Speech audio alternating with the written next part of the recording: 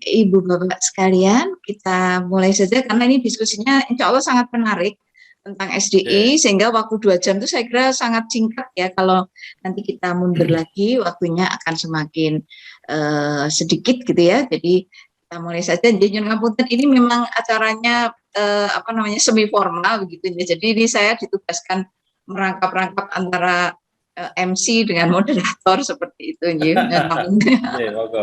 Iya, baik Ibu Bapak sekalian, Bismillahirrahmanirrahim. Assalamualaikum warahmatullahi wabarakatuh. Waalaikumsalam warahmatullahi wabarakatuh. Alhamdulillahirabbil alamin. Pertama-tama mari kita panjatkan puji syukur kehadirat Allah Subhanahu wa taala, Ilahi Rabbi yang telah memberikan atau senantiasa memberikan kepada kita kesehatan, kesempatan, keimanan dan semangat ya untuk menghadiri Thalibul Ilmi pada sore hari ini yang insya Allah mudah-mudahan akan memberikan inspirasi kita semua ya, bahwa kita pernah mengalami kejayaan dari sisi ekonomi ketika pada masa itu kita memiliki syarikat dagang Islam. Sore hari ini kita akan membahasnya bersama dengan Bapak Dr. M. Bagus Sekar Alam. Insya Allah nanti kita kita diskusikan dengan lebih mendalam. Nah, terima kasih kepada Bapak Dr. Bagus Sekar Alam yang telah bersedia untuk mengisi acara selawinan pada sore hari ini. Jadi Pak Bagus, setiap bulan insya Allah kita usahakan pada tanggal 25, setiap bulan tanggal 25, karena ulang tahun kita itu adalah tanggal Selawe ya, tanggal 25. Kenapa Selawe? Karena kebetulan kita kampungnya namanya Laweyan. Laweyan kalau diambil Lawe menjadi Selawe gitu ya. Tapi sebetulnya Laweyan itu artinya atau diambil atau berasal dari Lawe, benang Lawe ya. Dulu itu kampung ini adalah produsennya benang Lawe, karena kapas di kampung Laweyan ini dulu namanya saya tidak tahu kampung apa gitu ya. Kampung sini dulu kapasnya itu kapas yang sangat berkualitas, sehingga benang yang dihasilkan Lawe kita menyebutnya itu sangat terkenal ya, sehingga kampungnya kemudian dikenal dengan Kampung Laweyan, tempat benang Lawe dijual gitu ya, diperdagangkan. Nah, kemudian ketika kita melaunching lagi kampung ini, kebetulan pas tanggal 25 gitu ya, Selawe, dan menurut kami alhamdulillah ini bertepatan dengan sesuai atau relevan dengan tanggal dengan kampung kita Laweyan, ulang tahunnya tanggal Selawe gitu, dan kemudian kita sepakati bersama masyarakat khususnya para pengusaha dan juga yang aktif di bidang produsen batik seperti itu ya, kita mentanamkan setiap tanggal 25 Selawe kita menyelenggarakan acara selawinan. Meskipun kemudian ini tidak berlangsung smooth gitu ya, dulu di awal-awal sebelum pandemi itu alhamdulillah relatif berhenti hampir 2 tahun, jadi 1,5 tahun mungkin ya. Selama masa pandemi itu kami betul-betul tidak menyelenggarakan ini. Pada saat itu memang belum terpikir menggunakan Zoom seperti itu ya. Kita masih berpikir dilarang untuk kumpul. Akhirnya itu.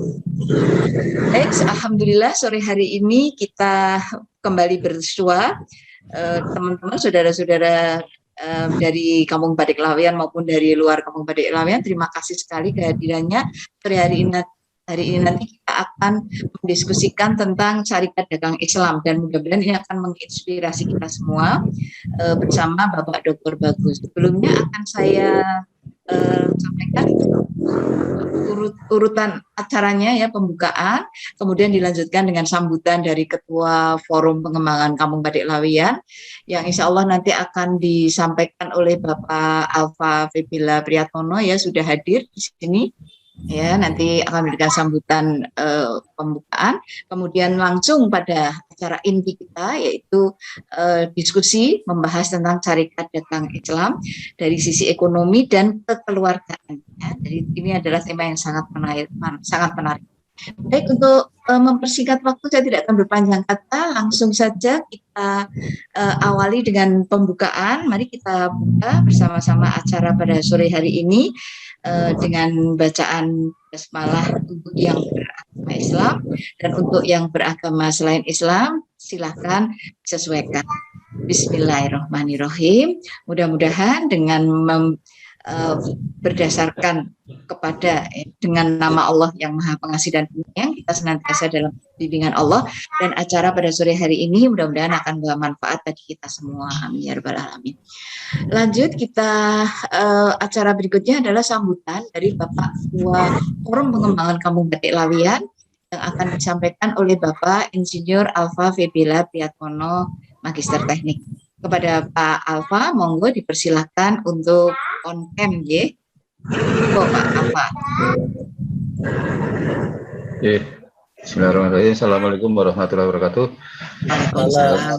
Pada yang terhormat Bapak Dr. Bagus Taralam, kami ucapkan terima kasih atas kehadirannya di acara selawanan ini.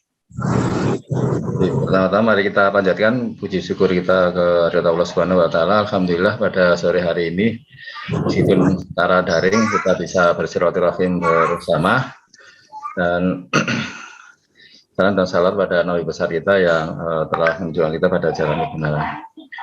Bapak Ibu sekalian, kami juga mengucapkan terima kasih kepada rekan-rekan yang telah hadir pada acara ini. Jadi menurut saya sesuai yang dijelaskan tadi bahwa acara selawenan ini sebenarnya sudah merupakan suatu acara rutin, tetapi memang rutin per bulan tanggal 25 kita sebut selawenan ya. Dan kebetulan memang secara pada waktu masa pandemi kemarin memang juga kita tahu bahwa juga acara ini juga sempat berhenti. Tapi alhamdulillah setelah ini kita adakan lagi, dan insya Allah acara ini akan ke depan juga akan kita laksanakan secara rutin dengan tema-tema yang menurut saya nanti akan juga berganti-ganti yang menurut saya. Dan memang dari awal kemarin disepakati adanya tema-tema yang terkait tadi adanya silaturahim, kemudian kita kupas tentang sejarah, histori, termasuk juga salah satu histori yang cukup penting di sini juga masalah budaya ya. Yang histori yang cukup penting di sini salah satu yang cukup fenomenal adanya telah berdirinya Serikat Dagang Islam di Laweyan. Jadi Bapak Ibu sekalian, bahwa Serikat Dagang Islam ini pernah menginspirasi tumbuhnya Laweyan ini di mana-mana, dan bahkan di Jawa, di Sumatera dan sebagainya. Dan itu kalau kita hubungkan dengan suatu garis benang merah, itu merupakan suatu kekuatan yang ekonomi yang sangat luar biasa yang telah dibuktikan yang ada di Laweyan. Jadi dulu itu memang konglomeratnya Indonesia itu berkumpul di Laweyan. Dan tema pada sore hari ini mengangkat masalah satu kemandirian, dan yang kedua adalah kerjasama dan tolong-menolong. Jadi ini sebenarnya suatu yang cukup penting, karena menurut beberapa riset yang dilakukan rekan-rekan bahwa mengapa dulu Laweyan pernah menjadi besar, karena yaitu adanya suatu bahwa proses program membatik ini atau proses membatik ini juga menciptakan unsur kemandirian dan tolong-menolong. Inilah yang menjadikan batik menjadi besar yang luar biasa. Dan tidak akan kami panjang lebarkan, saya sangat terima kasih sekali, dan insya Allah nanti juga ke depan bisa diisi dengan tema-tema lain yang menarik juga, termasuk masalah batik, masalah bidang ekonomi yang lain dan sebagainya. Dan insya Allah acara selawenan ini bisa menjadi media komunikasi masyarakat Laweyan dengan juga masyarakat luas untuk saling bersilaturahim dan tukar ilmu pengetahuan, sharing-sharing dan sebagainya, dan bisa menjadi satu media yang sangat efektif untuk silaturahim dan pengembangan kawasan. Maka dengan ini dengan mengucap basmalah bahwa acara selawenan yang pada tanggal 25 November ini resmi dibuka. Bismillahirrahmanirrahim. Monggo Pak Bagus untuk bisa segera menyampaikan materinya. Terima kasih. Assalamualaikum warahmatullahi wabarakatuh. Waalaikumsalam warahmatullahi wabarakatuh. Terima kasih Pak Alfa atas sambutannya, dan langsung saja Ibu Bapak sekalian, sore hari ini kita akan mendiskusikan secara mendalam untuk meneladani nilai-nilai perjuangan Syarikat Dagang Islam dalam kemandirian ekonomi dan ikatan persaudaraan. Jadi tadi sudah disampaikan oleh Pak Alfa bahwa pada masa lalu kita memiliki konglomerat yang betul-betul dari pribumi seperti itu, ya. Dan pada masa itu justru kita belum merdeka ya. Jadi tahun 1905 itu kita belum merdeka, tetapi sudah ada satu semangat ya untuk mandiri secara ekonomi dengan cara silaturahim atau kebersamaan. Nah, menarik sekali ya tentunya nanti kita akan mengikuti telaah dari Bapak Dr. Bagus Sekar Alam tentang syarikat dagang Islam yang mudah-mudahan menginspirasi kita semua. Nah, sebelumnya saya akan membacakan kurikulum vitae dari narasumber kita sore hari ini. Beliau adalah Bapak Dr. Muhammad, M-nya Muhammad mestinya ya, M. Muhammad, Bagus, ya, Muhammad. Muhammad Bagus Sekar Alam, SS, MSI. Lahir di Sukoharjo tanggal 4 September 1977.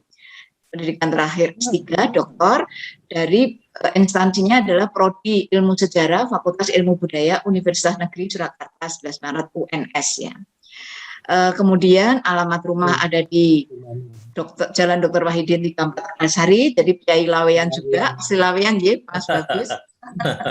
ya, jadi kemudian riwayat pendidikannya S1 dari UNS, Ilmu Sejarah, S2 UGM, dan S3 juga UGM.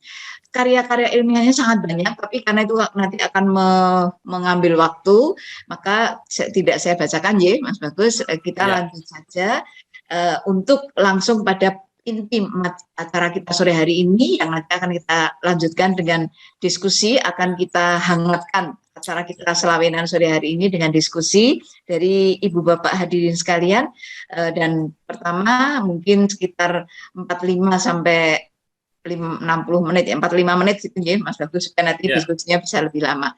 Saya akan serahkan kepada Mas Bagus untuk mengisinya, mengupas meneladani nilai-nilai perjuangan SDI dalam kemandirian ekonomi dan ikatan persaudaraan. Monggo Mas. Terima kasih Bu Juliani Prasetyaningrum. Sebelum saya mau share dulu materinya. Sudah.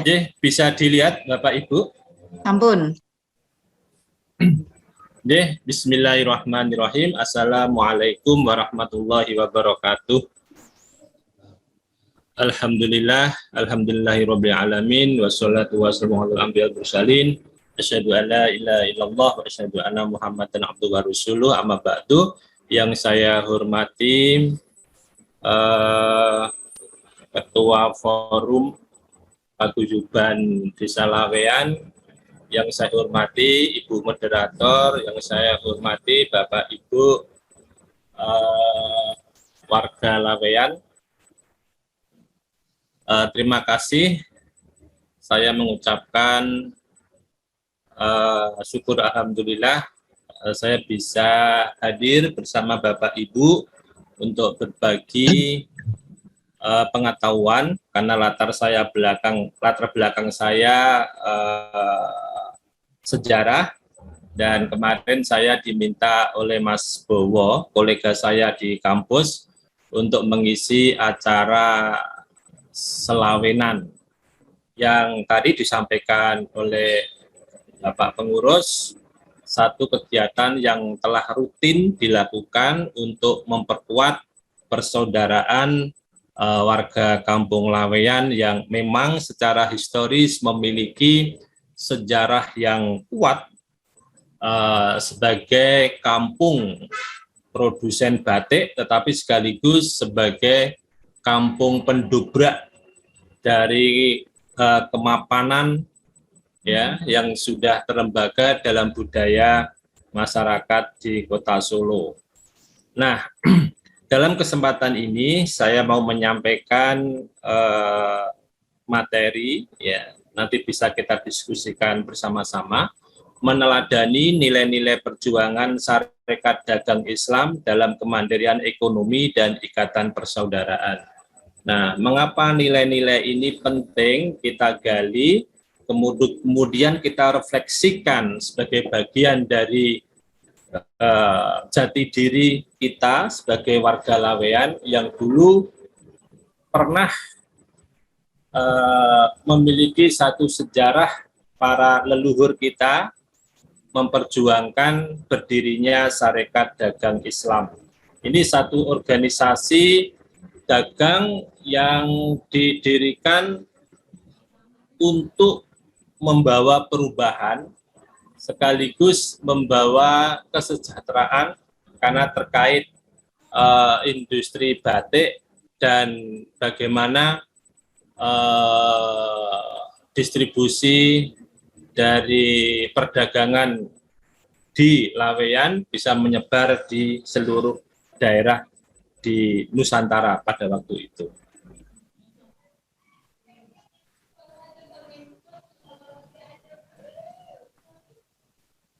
Nah, sebelum kita merefleksikan nilai-nilai keteladanan yang diwariskan para pendiri Sarekat Dagang Islam di Kampung Laweyan, kita lebih dulu mempelajari atau mengkaji kondisi sosial ekonomi Surakarta awal abad ke-20.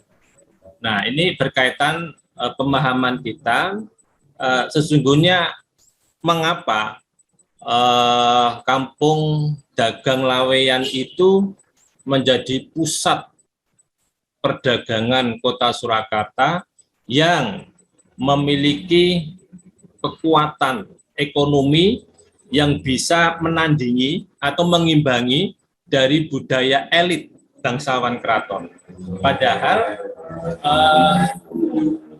masyarakat Laweyan atau Kampung Laweyan ini bukanlah memiliki trah bangsawan, namun secara status sosial atau strata sosial merupakan masyarakat biasa.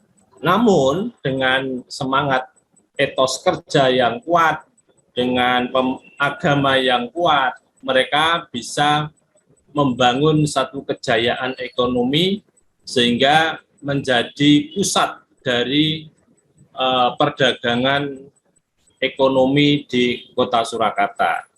Nah, ada hal-hal yang perlu kita ketahui ya tentang kondisi sosial ekonomi Surakarta awal abad ke-20. Nah, awal abad ke-20, kondisi sosial ekonomi di Surakarta itu ditandai dengan pertumbuhan usaha perdagangan dan industri yang mendorong terbentuknya kelas sosial baru dari kalangan wong cilik, khususnya pedagang batik Laweyan. Nah, pedagang batik Laweyan itu memiliki keterampilan dalam usaha batik bukan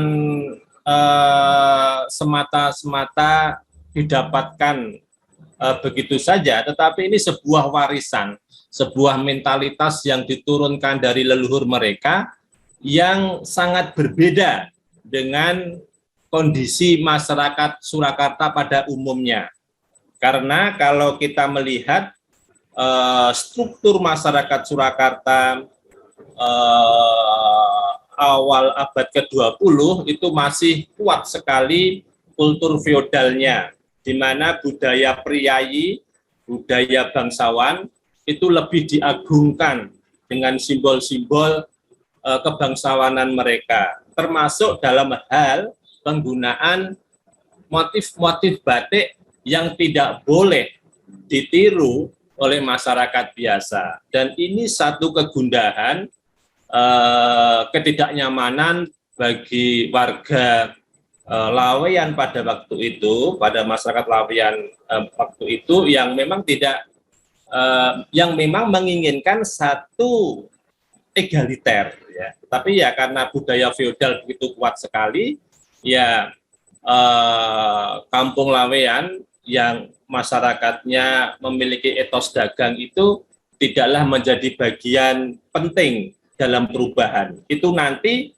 menjadi bagian penting setelah muncul sebuah revolusi industri batik di Surakarta. Nah, usaha perdagangan dan industri batik di Laweyan menunjukkan grafik pertumbuhan yang menjanjikan. Hal ini disebabkan, pertama, dari dulu batik memiliki nilai istimewa bagi keraton sebagai perlengkapan atas pangkat dan status sosial mereka. Ya, memang batik-batik yang elegan, yang disakralkan itu memang sangat dijaga di kalangan istana. Bahkan motif-motif tertentu itu tidak diperbolehkan dipakai oleh masyarakat biasa. Karena apa? Karena batik itu sebagai ageman yang melekat pada pribadi, pada kelompok, pada kelas bangsawan yang memang mereka memiliki kelas sosial yang tinggi, apalagi raja, keluarga raja atau bangsawan, kemudian para priayi birokrat, mereka menggunakan salah satu simbol-simbol kebangsawanan dengan menggunakan batik, khususnya batik halus.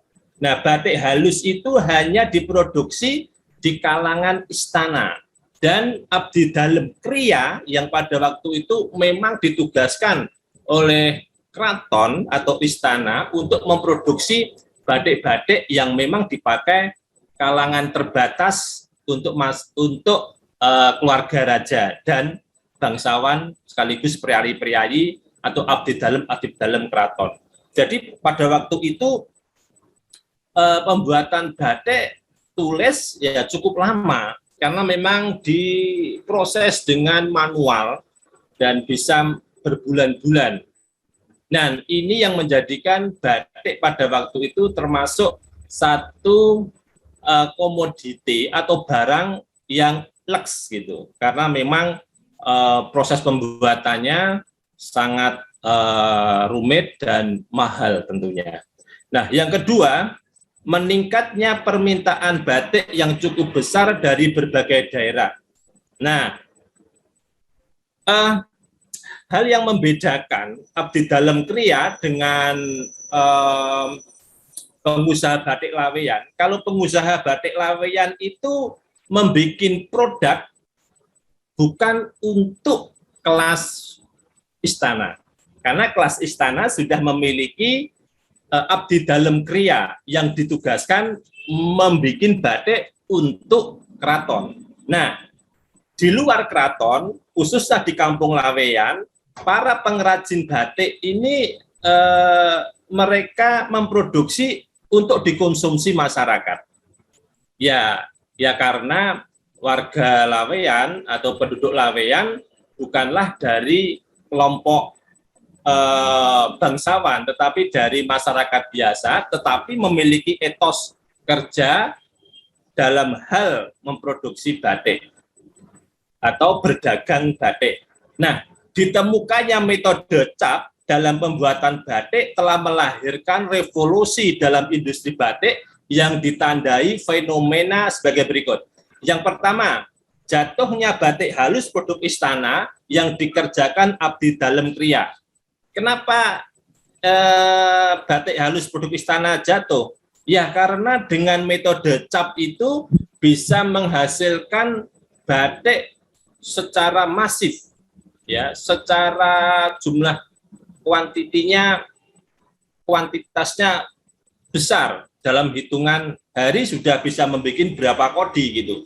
Coba dibayangkan kalau membuat batik halus dengan cara manual bisa selesai 3 bulan, 4 bulan, bahkan 6 bulan, tergantung kerumitan motif yang digarap. Tetapi dengan metode cap, itu luar biasa, bisa memproduksi batik. Memang batik cap ini bukan untuk kalangan bangsawan, tetapi pada waktu itu kebutuhan masyarakat luas terhadap komoditi batik itu luar biasa. Dan ini satu peluang ekonomi yang kemudian dikejar oleh para pengusaha batik laweyan untuk mensuplai sesuai dengan permintaan yang ada. Dan menggunakan metode cap itulah salah satu solusi untuk memenuhi kebutuhan batik sandang yang pada waktu itu menjadi komoditas yang yang dipakai masyarakat awam. Nah, ada kejelian ya, ada kearifan lokal dalam berdagang pengusaha batik laweyan pada waktu itu ya, awal abad ke-20 itu. Mereka bisa mengetahui kapan permintaan batik sandang itu dibutuhkan masyarakat luas. kapan mereka itu menyetok barang yang nanti bisa dikeluarkan pada sewaktu-waktu permintaan pasar itu tinggi. Nah, para pedagang batik laweyan dulu itu sudah membuat jadwal. Kalau musim giling, penduduk pasti memiliki uang, dan uang itu akan dibelanjakan untuk kebutuhan konsumtif. Salah satunya adalah membeli batik sandang ya, bukan untuk batik simpenan, tapi batik sandang. Yang kedua, mereka juga tahu bahwa setelah panen, dulu di Surakarta ini mayoritas adalah petani. Jadi sehabis panen dipastikan penduduk itu akan membelanjakan uangnya untuk kebutuhan konsumtif. Nah, pada saat itulah pengusaha batik laweyan dengan etos kerjanya, dengan cekatnya memenuhi kebutuhan-kebutuhan yang insidental gitu. Nah, akhirnya apa yang terjadi? Ya, dengan penemuan metode cap itu membuat pengusaha batik laweyan itu menikmati kemakmuran, menikmati kekayaan, ya. Yang ketiga adalah meningkatnya impor kain katun memberikan keuntungan bagi pemerintah kolonial Belanda. Ya, pada waktu itu memang untuk kebutuhan bahan membuat batik tidak mencukupi kalau mengandalkan hasil produksi dalam negeri, karena permintaan banyak, bahan bakunya tidak mencukupi. Ya, salah satunya adalah impor, dan impor itu yang menjalankan adalah pemerintah kolonial Belanda. Nah, dengan meningkatnya impor, mendatangkan kain katun atau kain mori dari luar negeri, tentu akan dikenai bea cukai. Artinya ada pajak di situ, dan itu menjadi penghasilan untuk pemerintah kolonial Belanda. Jadi pemerintah Belanda pada waktu itu ya diuntungkan dengan meningkatnya produksi batik awal abad ke-20. Nah, saudagar batik laweyan awal abad ke-20 sebagai kekuatan sosial ekonomi baru di Surakarta. Nah, kampung dagang laweyan dari dulu dikenal sentra produksi batik untuk kebutuhan konsumsi batik sandang rakyat, daripada memproduksi batik tulis halus untuk kalangan elit keraton yang terbatas. Apalagi kebutuhan batik keraton itu sudah diberikan tanggung jawab kepada abdi dalem kriya yang memang ditugasi untuk membuat batik kebutuhan keraton. Nah, sejak dikenalnya metode batik cap, usaha dan perdagangan mereka berkembang pesat dan mampu memenuhi permintaan batik dari berbagai daerah. Dampaknya kekayaan mereka meningkat sehingga diiringi pula status sosial. Nah, hal yang menarik, pengrajin batik laweyan itu kan dari masyarakat biasa. Tetapi karena mereka memiliki etos kerja yang luar biasa, sehingga mereka bisa berhasil dalam perdagangan, dan itu ternyata membuat mereka memiliki kekayaan yang luar biasa, bahkan setara dengan kekayaan para bangsawan. Nah, batik dan kekayaan itu menjadi simbol status pemiliknya yang memperoleh sebutan saudagar laweyan.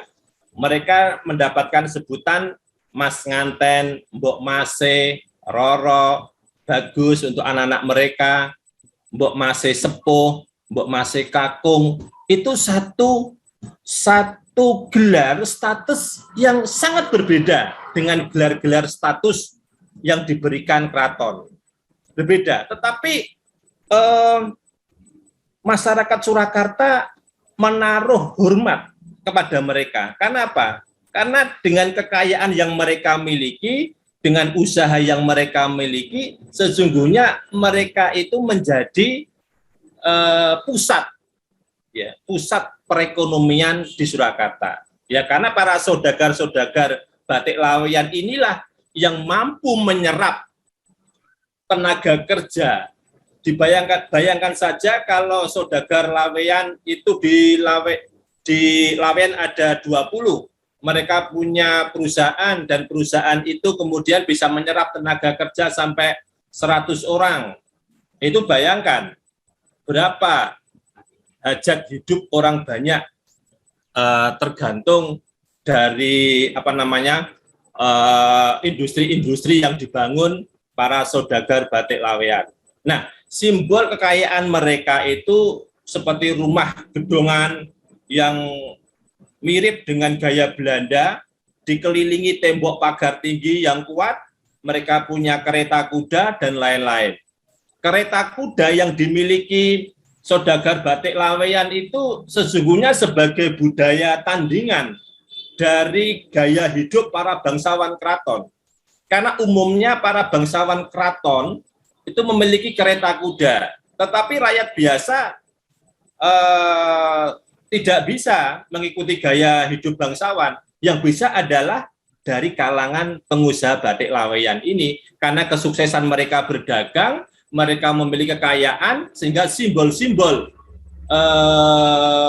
kekayaan itu melekat pada diri saudagar batik Laweyan. Makanya rumahnya besar-besar, kayak istana-istana kecil mirip para bangsawan keraton, hanya ditutup dengan tembok besar. Mengapa? Mengapa rumah-rumah mereka yang megah itu ditutupi dengan tembok yang tinggi? Yang pertama, untuk menghindari pencurian. Karena pada waktu itu ya namanya di masa penjajahan ya, banyak rakyat yang menjadi begal, kecu, maling. Nah, mereka kalau tidak dibetengi dengan tembok-tembok yang besar itu ya berbahaya, karena biasa mereka mencuri batik-batik yang dijemur di sekitar halaman rumah mereka. Yang kedua adalah untuk menutupi kerahasiaan perusahaan milik mereka. Kenapa? Ya namanya orang usaha itu pasti banyak yang mencontoh, banyak yang meniru, persaingan dagang begitu ketat. Ya caranya ya mereka menutupi diri. Mungkin ada ramuan-ramuan khusus untuk pewarnaan sehingga warnanya menjadi bagus, atau proses pembatiknya, motif-motifnya itu memang antar pedagang, antar pengrajin batik atau saudagar batik ada hal yang ditutupi, apalagi dengan pihak abdi dalem kriya. Nah, Haji Samanhudi, salah satu saudagar batik Laweyan sekaligus pendiri Sarekat Dagang Islam, berhasil membangun jaringan distribusi di wilayah Jawa Timur dan Jawa Barat. Ya, hampir di pesisiran mereka punya distributor yang bisa memasarkan produk mereka. Padahal itu awal abad 20. Nah, di antara salah satu distributornya adalah Haji Hasan Ali Surati dan Haji Umar Said Cokro Aminoto yang sudah lama menjadi distributor tunggal batik milik Haji Samanhudi. Nah, menunjukkan identitas keislaman, para saudagar batik itu dengan kekayaannya bisa berangkat haji ke Tanah Suci. Bayangkan pada waktu itu, ketika berhaji menggunakan kapal, berapa biaya yang dikeluarkan? Sangat mahal sekali, membutuhkan setidaknya 1,5 tahun untuk bisa pulang balik kembali ke tanah air. Itu kalau nggak orang kaya, ya tidak bisa. Nah, salah satu prestis untuk menunjukkan status sosial mereka adalah dengan pergi haji. Ya, para pedagang batik Laweyan memang tidak berpendidikan tinggi layaknya bangsawan cendekia yang sekolah di Austria, sekolah di Stovia. Tetapi status mereka untuk menaikkan kelas sosial mereka, karena mereka adalah Muslim, ya haji. Makanya di sini ada Haji Samanhudi, Haji Hasan Ali Surati, Haji Umar Said Cokro Aminoto. Nah, itu menunjukkan bahwa mereka mampu untuk menunjukkan kelas sosialnya. Dengan harta yang mereka miliki, mereka mampu menunaikan ibadah suci. Satu, rukun Islam yang susah dijalani karena mahalnya biaya untuk berangkat haji. Nah, sampai tahun 1930-an, lebih dari 85% atau sekitar 205 seluruh produksi batik di wilayah Surakarta terkonsentrasi di Kampung Laweyan. Hal ini menjadikan Laweyan dikenal dengan nama Kampung Dagang Laweyan. Kalau kita lihat tabel, ya pada waktu itu pemilikan pabrik batik Jawa ya khusus dimiliki orang Jawa itu sekitar 236. Cina, pengusaha Cina hanya 60, pengusaha Arab 88, Eropa 3. Nah, pada waktu itu betul-betul menunjukkan superioritas entrepreneur pribumi yang diwakili dari Kampung Batik Laweyan. Karena hampir 85% keberadaan atau sentra ekonomi itu terpusat di Kampung Laweyan. Ini suatu luar biasa, satu sejarah yang luar biasa bahwa Kampung Batik Laweyan dulu sebagai pusatnya ekonomi kota Surakarta dan sekitarnya. Nah, latar belakang munculnya Sarekat Dagang Islam. Embrio Sarekat Dagang Islam awalnya tumbuh dari perkumpulan Rekso Rumekso atau di situ dikatakan organisasi ronda yang didirikan akhir tahun 1911. Tujuannya untuk memberikan bantuan yang saling menguntungkan antar pedagang dalam menciptakan keamanan akibat maraknya aksi pencurian batik saat itu. Ya, karena pada waktu itu pengusaha-pengusaha batik atau saudagar Laweyan mereka memiliki kekayaan yang melimpah, tentu saja ini menjadi incaran para kecu-kecu, para bandit-bandit, para maling-maling untuk mencuri kekayaan pengusaha batik atau mencuri batik-batik yang dijemur di depan halaman rumah mereka. Nah, maraknya pada waktu itu disiasati oleh Haji Samanhudi untuk mendirikan organisasi ronda yang tujuannya untuk mengamankan dari ancaman banyak maraknya kecu-kecu ya, maling-maling batik yang pada waktu itu tersebar di mana-mana. Nah, dalam perkembangannya, Rekso Rumekso bersaing dengan perkumpulan serupa milik warga Tionghoa yang namanya Kongsing. Jadi Kongsing itu kayak Rekso Rumekso, tapi dimiliki para pengusaha batik Tionghoa.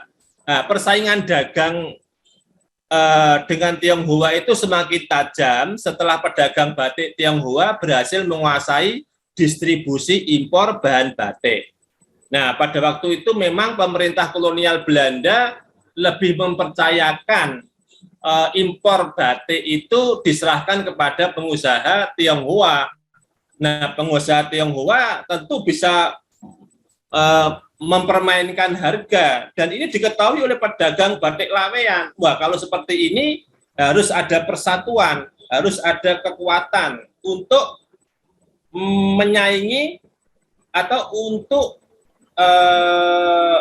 untuk bersaing dengan para pedagang batik Tionghoa yang kelihatannya mendapatkan kemudahan oleh pemerintah kolonial Belanda. Dan inilah kemudian Rekso Rumekso itu nanti akan diganti namanya dengan Sarekat Dagang Islam. Nah, latar belakang awal berdirinya Sarekat Dagang Islam dipicu oleh persaingan perdagangan batik antara pedagang batik Bumi Putra, dalam hal ini pedagang batik Laweyan, dengan pedagang batik Tionghoa. Persaingan dagang ini semakin memburuk pasca revolusi Cina yang terjadi di negara Cina sana ya tahun 1911.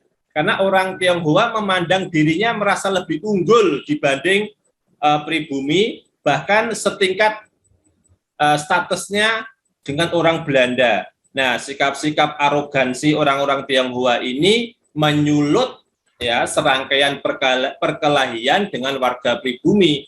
Karena ya ada satu nasionalisme Tionghoa yang masuk ke sini, ke Solo, sehingga mereka kemudian merasa percaya diri dan kemudian merendahkan warga pribumi, dan ini menimbulkan perkelahian dan ya hubungan antara pedagang batik Tionghoa dengan batik Laweyan atau pribumi ya mengalami gangguan. Padahal dulu sebelum revolusi Cina tahun 1911 ya hubungan pengusaha batik Tionghoa dengan batik pribumi itu ya biasa-biasa saja. Persaingan terbuka, tidak ada konflik-konflik yang bisa menimbulkan permusuhan di antara mereka. Nah, Rekso Rumekso yang didirikan Haji Samanhudi tidak memiliki status hukum yang berpotensi dapat dibubarkan pemerintah kolonial Belanda. Ya, pada waktu itu Haji Samanhudi punya inisiatif bahwa organisasi ronda mereka, Rekso Rumekso itu untuk diganti dengan nama Sarekat Dagang Islam. Tetapi pada waktu itu Rekso Rumekso tidak memiliki badan hukum, sebab menurut aturan Residen Surakarta, semua organisasi harus memiliki status hukum. Nah, pada waktu itu Haji Samanhudi meminta bantuan sesama pedagang batik, tetapi ini yang ada di Bogor dan Batavia, namanya Tirto Adi Suryo, untuk membantu perizinan cara membuat organisasi yang diakui oleh pemerintah kolonial Belanda. Kemudian Sarekat Dagang Islam itu boleh dipinjam oleh Samanhudi sehingga namanya menjadi Sarekat Dagang Islam Surakarta. Tetapi ini berbeda dengan Sarekat Dagang Islamiyah miliknya Tirto Adi Suryo.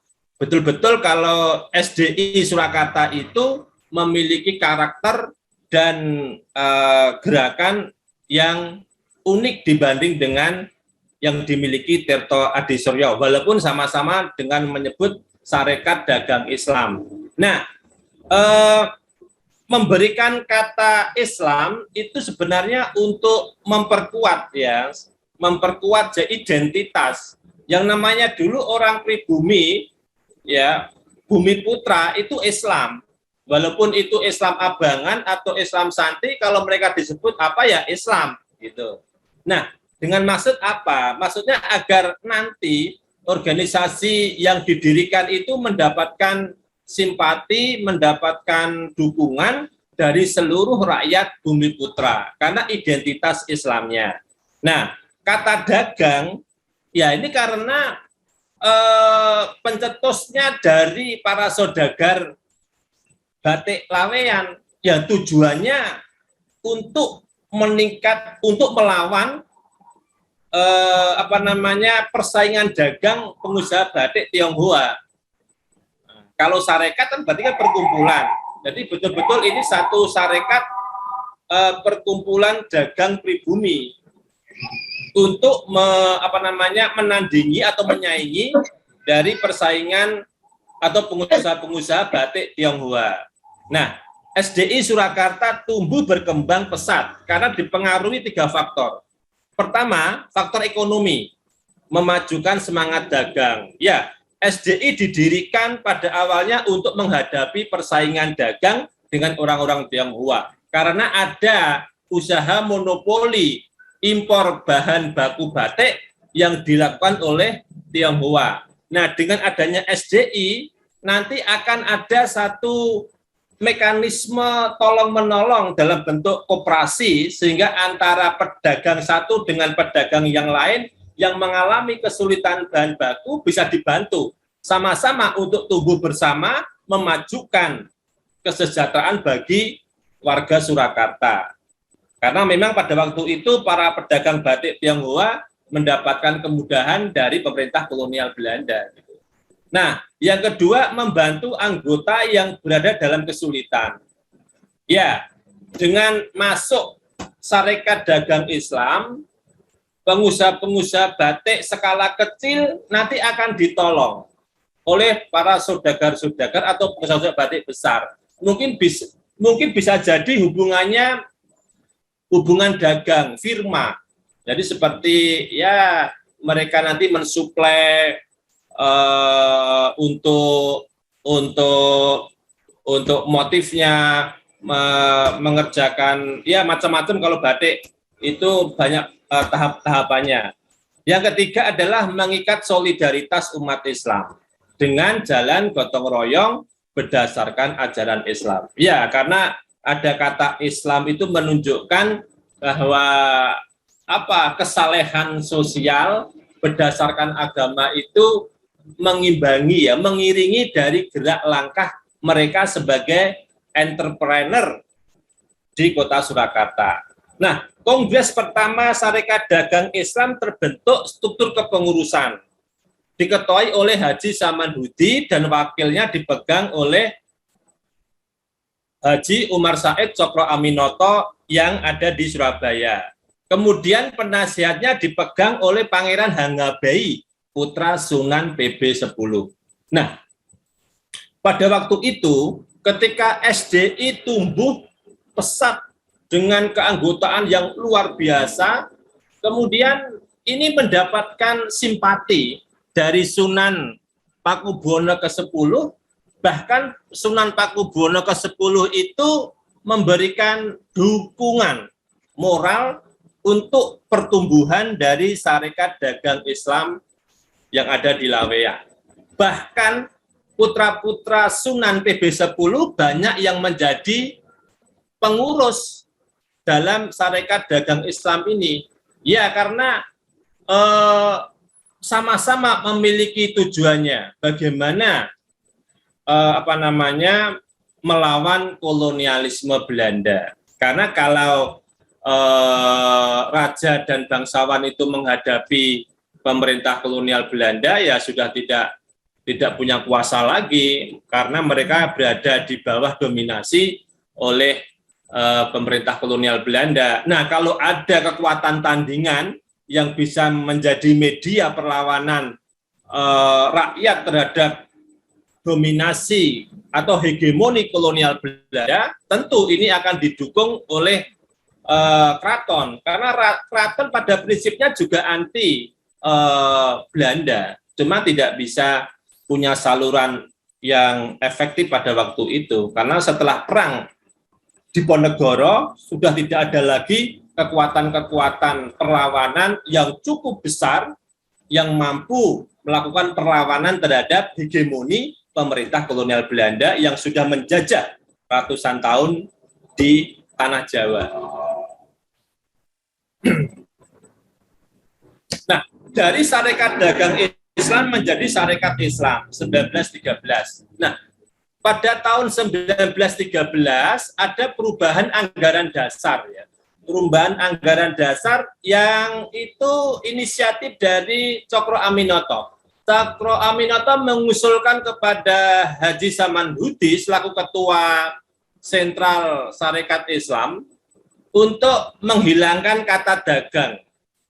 Mengapa kata dagang dihilangkan? Agar organisasi ini bisa mengcover seluruh kekuatan yang ada di Surakarta. Tidak hanya didominasi kaum pedagang saja, tetapi kaum petani, kaum buruh, para pegawai rendahan, semuanya bisa masuk menjadi keanggotaan SDI. Jadi eksklusivitas dagang itu dihilangkan. Ini inisiatif dari Cokro Aminoto yang pada waktu itu menjadi wakilnya Haji Samanhudi. Nah, oleh Haji Samanhudi ya tidak dipersoalkan, karena memang pada waktu itu jumlah anggota SDI sudah 700-an, bahkan ribuan.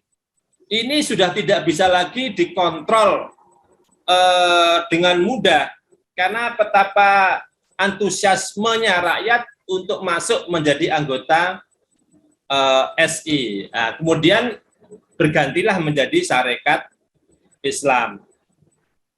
Pada Kongres kedua di Yogyakarta tahun 1914, Haji Samanhudi tidak terpilih lagi menjadi ketua Sentral Sarekat Islam, digantikan oleh Cokro Aminoto. Ya, Haji Samanhudi kalah bersaing ketika pemilihan kandidat pimpinan dengan Cokro. Kalau Cokro ini memang dia piawai berpidato, orator ulung. Pidatonya itu nanti ditiru oleh Soekarno, muridnya. Karena berapi-api mampu membawakan visi misi dengan baik dan mampu mengorbankan semangat ya Bumi Putra. Nah, ini beda dengan Haji Samanhudi. Haji Samanhudi ini bukanlah kelas priayi, tetapi saudagar yang tidak memiliki pendidikan yang baik, ya, pendidikan formal barat yang saya maksud. Dia murni pedagang. Nah, tuntutan-tuntutan untuk perubahan kepemimpinan yang dibutuhkan semangat zaman pada waktu itu memang tidak bisa diwakili lagi oleh pribadi Haji Samanhudi. Haji Samanhudi hanya ditempatkan sebagai ketua kehormatan SI yang tidak memiliki kewenangan. Nah, dengan tidak terpilihnya Haji Samanhudi dan terpilihnya Cokro Aminoto, maka markas pergerakan Sarekat Islam yang dulunya berpusat di Surakarta, basisnya ada di Laweyan, kemudian pindah ke Surabaya.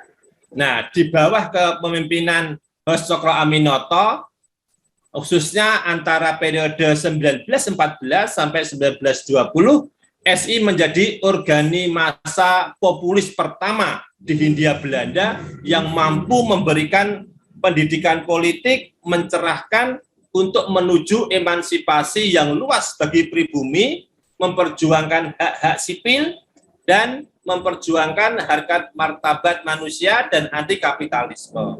Dan tentu ini nanti ceritanya akan berbeda lagi karena sudah tidak lagi berbasis di Laweyan. Saya kira periode Laweyan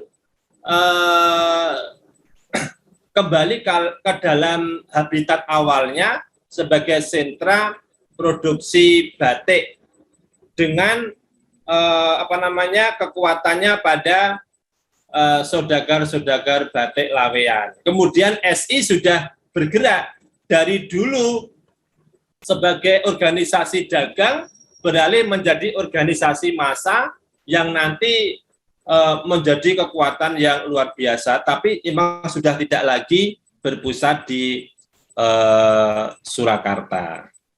Nah, nilai-nilai perjuangan apa sesungguhnya yang bisa kita teladani dari refleksi sejarah Kampung Batik Laweyan yang dulu menjadi pusat perdagangan dan industri di Surakarta. Yang pertama, etos kerja. Etos kerja pengusaha batik Laweyan ini sungguh luar biasa.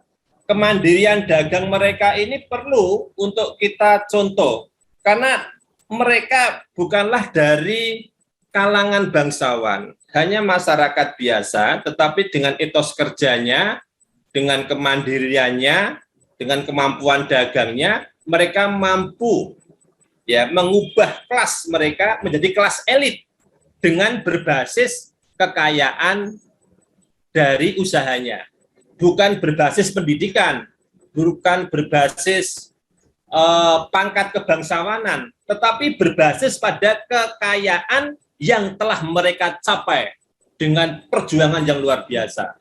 Karena hampir seluruh produksi batik di Surakarta itu terpusat di Laweyan. Ini yang perlu kita teladani adalah etos kerja mereka. Yang kedua, anti feodalisme. Ya, para pengusaha batik Laweyan anti feodal karena pusat feodalisme ada di keraton. Pengusaha batik Laweyan itu menghindari gaya hidup feodalisme. Mereka tidak suka bermewah-mewahan, pesta-pesta, dan tidak gila hormat. Ya, karena latar belakang mereka dari masyarakat biasa. Jadi tidak memiliki kultur layaknya kultur priayi atau bangsawan. yang sejak dari lahirnya sudah mendapatkan hak-hak sosial yang tinggi. Tetapi para pengusaha batik lawean ini dari kelas biasa, tetapi dengan kekayaannya mereka menandingi dari gaya hidup keraton. Cuma tidak suka pada model-model gaya hidup feodalisme. Yang kedua, memperjuangkan persamaan hak. Jadi para pedagang batik lawean itu sejak dari awal memang gerah gitu ya, tidak nyaman dengan larangan memakai batik kawung, karena motif ini hanya diperbolehkan oleh raja dan bangsawan. Begitu pula motif-motif parang rusak, sido mukti, sido luhur, ini kenapa hanya dipakai kalangan bangsawan, padahal ini adalah hanya sebuah pakaian. Ini kadang-kadang para pengusaha batik lawean mempertanyakan. Nah, ini yang sesuatu yang menurut saya itu luar biasa. Dan nanti juga pada waktunya larangan-larangan itu akan semakin dihilangkan karena perjuangan-perjuangan masyarakat bawah terhadap tatanan yang egaliter.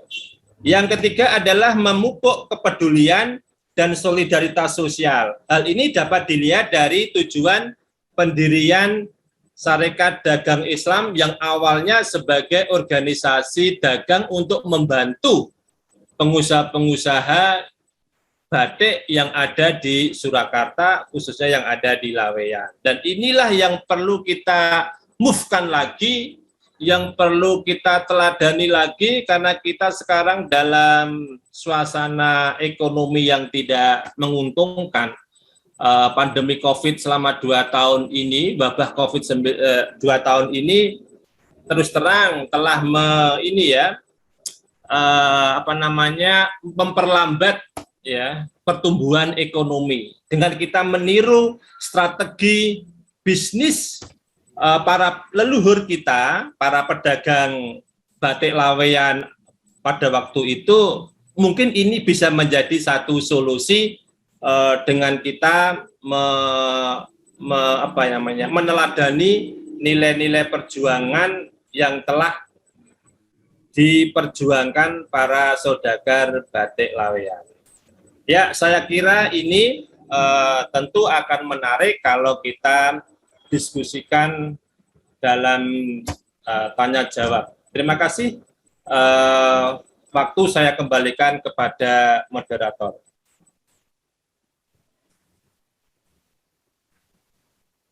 Baik ya, terima kasih sekali Pak Bagus yang telah mempresentasikan materinya, luar biasa ya, menginspirasi kita semua, menyadarkan kita semua bahwa alhamdulillah kita memiliki nenek moyang gitu ya, mungkin belum sampai nenek moyang, mungkin yang yut ya, Mbah Buyut atau Mbah Cangka mungkin juga belum ya untuk generasi yang sekarang, yang memiliki etos kerja luar biasa. Ini adalah satu modal yang sebetulnya sudah mengalir di dalam diri kita, hanya mungkin kita perlu mendapatkan motivasi dari luar atau mendapatkan semangat ya, inspirasi dari berbagai pihak untuk bisa memunculkan potensi yang luar biasa. Ya, khususnya tadi disampaikan Pak Bagus bahwa dalam situasi ekonomi yang seperti ini, etos kerja yang dimiliki oleh nenek moyang kita, oleh para pengusaha juragan batik laweyan masa lalu itu perlu kita hidupkan kembali. Ya, ini adalah yang bisa saya garis bawahi dari materi yang disampaikan, sungguh luar biasa, dan saya yakin Ibu Bapak sekalian sudah memiliki pemahaman yang lebih mendalam gitu ya. Monggo kita akan mendalami materi ini dengan membuka sesi diskusi. Kita awali dengan mungkin 3 penanya dulu, tapi sebelumnya saya membaca di chat. Chat ini Pak Bagus, sepertinya banyak yang tertarik di materinya Pak Bagus dan mohon materi ini bisa di-share. Jadi kayaknya audiensnya mengharapkan bisa mendapatkan materi yang presentasikan. Ya, insya Allah Ibu atau Bapak ini yang meminta materinya. Nanti saya share nanti. Ya. Baik, monggo silakan kepada Ibu Bapak audiens. Ini sebentar, ini ada pertanyaan. Sebentar saya bacakan dari room chat. Ada yang berpendapat bahwa SDI berdiri pada tahun 1905. Nah, yang benar sebetulnya berdiri pada tahun 1905 atau 1911 nih Pak Bagus. Ini ada audiens yang bertanya. Monggo. Ini juga saya membaca beberapa literatur, ada yang menyebutnya 1905, kemudian tapi literatur yang saya baca umumnya 1911. Mungkin yang 1905 itu pembentukan Reksa Rumeksa. Karena memang Reksa Rumeksa itu cikal bakal nanti diganti oleh Haji Samanhudi menjadi Sarekat Dagang Islam. Karena memang visinya sama, untuk sebagai forum atau wadah menghadapi persaingan dagang dengan pengusaha batik Tionghoa.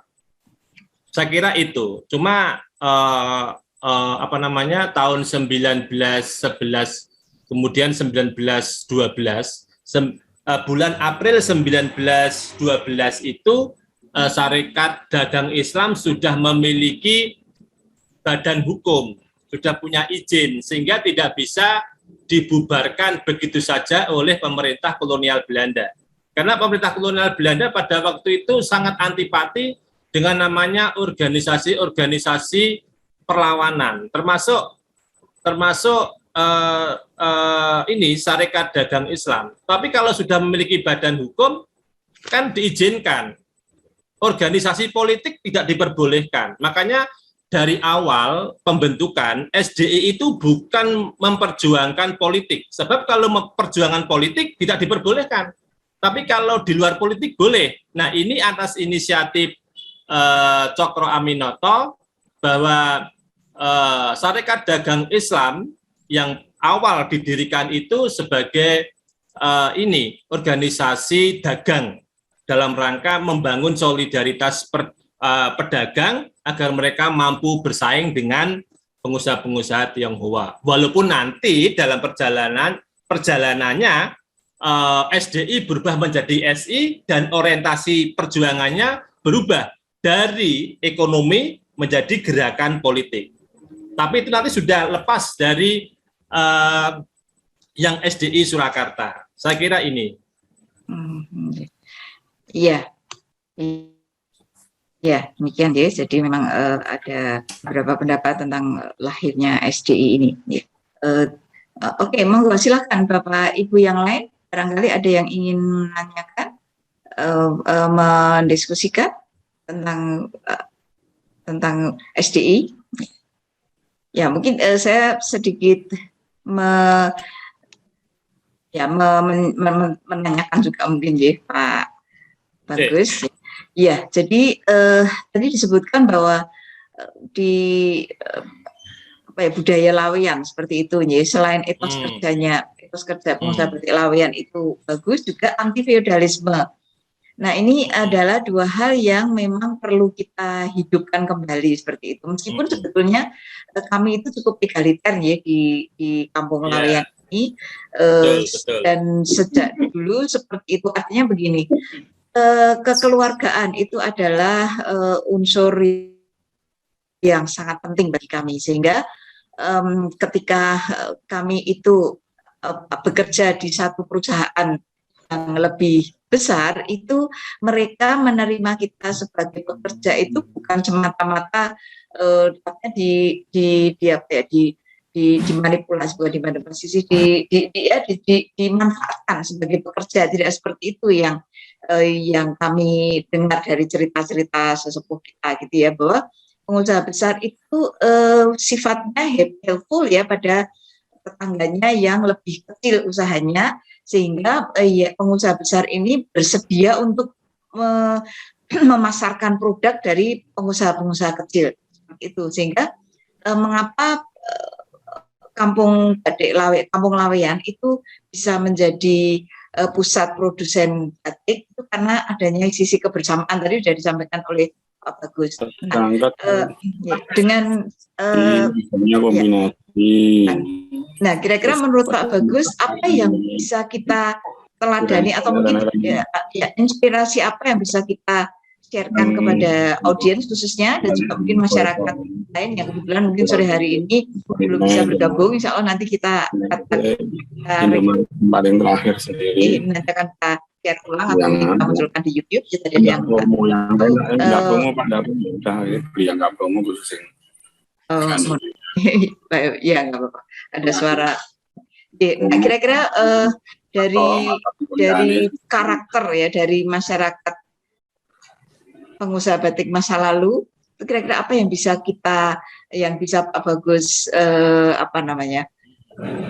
munculkan atau Pak Bagus motivasikan gitu ya, supportkan kepada kami masyarakat Laweyan supaya bisa mengembalikan kejayaan masa lalu. Artinya memang tidak semudah membalik tangan ya karena situasinya sangat berbeda masa lalu dengan masa kini betul. Kita dalam situasi dijajah bangsa lain mungkin itu memudahkan kita untuk bersatu, mungkin seperti itu barangkali ya, tetapi mungkin ada cara lain yang bisa membangkitkan lagi semangat kebersamaan dan semangat mandiri secara ekonomi serta egaliter tadi ya, sifat anti neo feodalisme itu. Kira-kira apa yang sebaiknya kami lakukan? Terima kasih Bu. Menurut saya yang pertama adalah membentuk mentalitas bagaimana mentalitas yang dimiliki para saudagar batik Laweyan dulu. Begini maksud saya, kenapa inisiatif penggunaan metode cap itu berasal dari para pengusaha batik Laweyan? Kenapa kok tidak abdi dalam kriya yang sesungguhnya mereka lebih mudah untuk mendapatkan akses penggunaan metode batik cap itu. Nah, ini berarti kan para pedagang batik Laweyan dulu punya kreatif, inovatif untuk mencari peluang bagaimana bisa membuat batik dengan cara cepat. Karena memang awal abad ke-20 itu infrastruktur masyarakat modern sudah terbentuk. Transportasi sudah ada, jalan-jalan raya sudah ada, mobil ada, telepon ada. Sehingga untuk mendapatkan teknologi-teknologi baru dalam pemrosesan batik, ini kenapa ditangkap para pedagang batik Laweyan. Berarti karena mereka sesungguhnya memiliki mentalitas petarung yang hebat dalam bisnis. Dan dulu para pengusaha batik Tionghoa itu juga merasa menaruh hormat dengan etos kerja para saudagar batik Laweyan. Bahkan Haji Samanhudi sebelum mendirikan Restorum Bekso itu ditarik pedagang batik Tionghoa untuk masuk organisasi mereka, Kongsing. Tetapi setelah Revolusi Cina 1911 yang orang-orang Tionghoa itu merasa percaya diri, kemudian arogan dengan pribumi. Nah, Haji Samanhudi mengundurkan diri menjadi anggota Kongsing dan memilih mendirikan organisasi sendiri yang namanya Restorum Bekso. Nah, ini saya kira yang pertama adalah membentuk mentalitas tadi, yang mentalitasnya itu sehebat mentalitas yang dimiliki para pedagang batik Laweyan masa atau tempo dulu. Yang kedua adalah menguasai pasar. Ini memang diperlukan ya pendidikan, diperlukan pengetahuan, karena memang kita sekarang hidup di masa milenial ya. Sekarang penggunaan alat komunikasi elektronik, dagang itu menjadi marak nih ya, menjadi marak, jadi tren. Banyak mal-mal besar tutup gara-gara perdagangan yang online. Nah, bisa enggak ini kemudian dikembangkan lagi kreativitas sebagaimana dulu para saudagar batik Laweyan berani untuk membeli alat-alat yang canggih seperti metode cap, mengembangkan metode cap sehingga bisa menguasai pasar. Nah, kira-kira emang ini perlu satu pendalaman, perlu kajian, perlu komunikasi sesama pedagang batik, bagaimana untuk bisa meningkatkan kualitas baik kuantitas dari produk mereka. Saya kira ini, Bu. Iya. Iya, bagus sekali Bapak Bagus. Nah ini sepertinya ini ada tokoh-tokoh yang memiliki pengalaman sebagai juragan batik masa lalu ya. Seperti ini misalnya Bapak Ahmad Raharjo ini sebenarnya unmute, mungkin siap untuk sharing pengalaman barangkali Bapak Ahmad Raharjo. Lihar. Tunggu, Bapak Ahmad Raharjo ini yang unmute ini kebetulan. Beliau saya yakin punya pengalaman yang menarik ketika dulu menjadi pengusaha batik juga.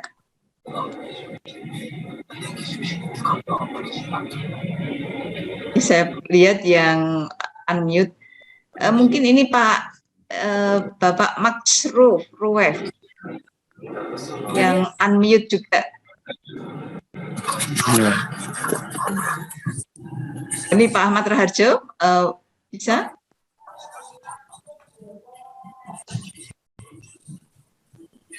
Atau Pak Max Ruwef barangkali bisa memberikan masukan-masukannya, pengalaman pribadi tentang pengusaha batik atau tentang Kampung Batik Laweyan, ya, khususnya tentang SDI.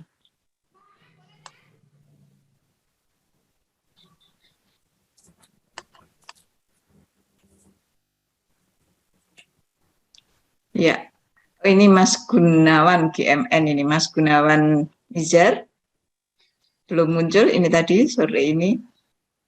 Ya.